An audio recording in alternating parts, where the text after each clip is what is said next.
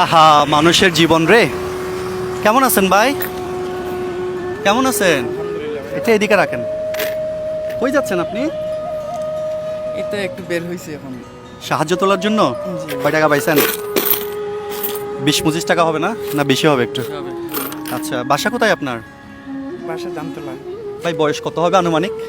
মানে 20-25 না? না 20-25? আমার 25 রানিং চলছে। 25 রানিং। আচ্ছা, আপনি কি জন্মগতভাবে এরকম নাকি কোনো অসুস্থ হওয়ার পর থেকেই এরকম হয়েছেন? জন্ম থেকে। জন্ম থেকে?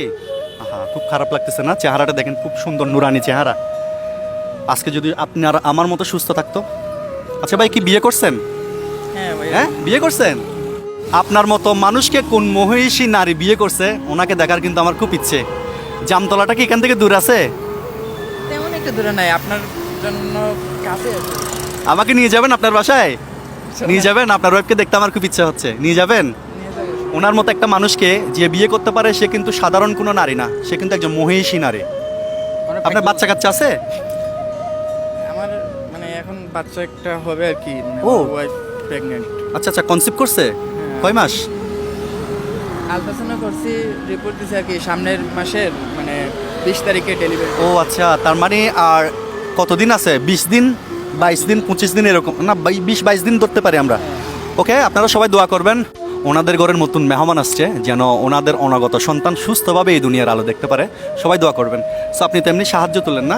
পড়াশোনা কি করছেন? পড়াশোনা আমি ভাইয়া আসলে পড়াশোনা করছি। কি বলেন? আর আমার কেন জানি মনে হচ্ছে ওনার চেহারা দেখে উনি শিক্ষিত, কারণ কথাবার্তাগুলো খুব মার্জিত এবং রুচিসম্মত। অনেক সুন্দরভাবে কথা বলছে। কতটুকু পড়াশোনা করছেন? এমনি ইন্টার ফাইনাল এক্সাম দেই নাই, তবে ইন্টার সেকেন্ড ইয়ার পর্যন্ত পড়াশোনা করছি।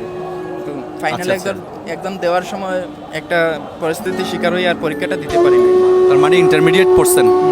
আমরা একটু সাইড হয়ে যাই, এখানে বড় বড় গাড়ি আসতেছে তো। পারবেন? এদিকে আসতে পারবেন? এখানে বসি, এখানে বসি, ঘাসের মধ্যে বসি। আমিও বসি আপনার সাথে। আপনার ডিব্বাটা এখানে রাখলাম। এটা কি দিয়েছেন হাতে? জুতা। আচ্ছা, পায়ে পায়েও চামড়ার জুতো বানাইয়া চামড়ার জুতা বানাইছেন? এমনি পা তো দুটাই আছে না? আছে তো যে বাঁকা। আহা, খুব খারাপ লাগতেছে আপনাকে দেখে। আপনি যে ধর্মেরই হন না কেন, আপনি যদি ওনার থেকে সুস্থ থাকেন, সৃষ্টিকর্তার প্রতি সন্তুষ্টি আদায় করবেন। ওনাকে দেখে অনেক কিছুই শিকার আছে। আসলে পুরুষ মানুষ হচ্ছে টাকার মেশিন। উনি যদি আজকে সুস্থ থাকতো, ভালো একটা জব করতে পারতো, সংসারে হাল ধরতে পারতো। হয়তোবা উনি প্রতিবন্ধী, যে কারণে ওনাকে কেউ চাকরি বাকরিও দিতে চায় না, আমি অনেক চাকরি অ্যাপ্লাই করছিলাম তো, মানে কেউ নিতে চায় না।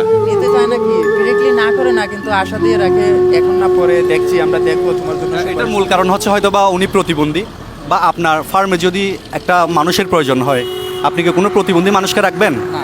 এটা হচ্ছে স্বাভাবিক। হয়তোবা অনেকে আশা দিয়েও কিন্তু ওনাকে জব দেয় না। সো আসলে পুরুষ মানুষ হচ্ছে টাকার মেশিন। ওনাকে দেখে অনেক কিছু শিকার আছে। ওনার সংসারে হাল ধরার জন্য উনি অনেক কষ্ট করতেছেন। সো আমরা যারা অল্পতে ভেঙে পড়ি, অল্পতে হতাশ হয়ে যাই, ওনাকে দেখে কিন্তু অনেক কিছুই শিকার আছে। আচ্ছা, এখন তো বৃষ্টি আসতেছে, ছাতা মাতা কিছু আনছেন? আনেন নাই না? এখন এভাবেই চলে যাবেন না? হানিফ ভাই, এটা একটু ধরুন তো। এটা আমার পক্ষ থেকে দিচ্ছি। কার জন্য জানেন? কার জন্য দিছি জানেন? এখানে কত দিছি? 2000। 2000। এটা দিছি এই জন্য, আপনার স্ত্রী হচ্ছে সন্তান সম্ভবা। আমরা দোয়া করি যেন খুব সুন্দর ফুটফুটে একটা সন্তান এই দুনিয়ার আলো দেখতে পারে। আপনারা সবাই দোয়া করবেন ওনার সন্তানের জন্য, যেন সুস্থভাবে সে এই দুনিয়ায় আসতে পারে। আপনি আপনার ওয়াইফের জন্য কিছু ফলমূল ওষুধপত্র কিনে নিয়ে যাবেন এই টাকাগুলো দিয়ে, ঠিক আছে? আচ্ছা, বৃষ্টি আসতেছে, চলে যান।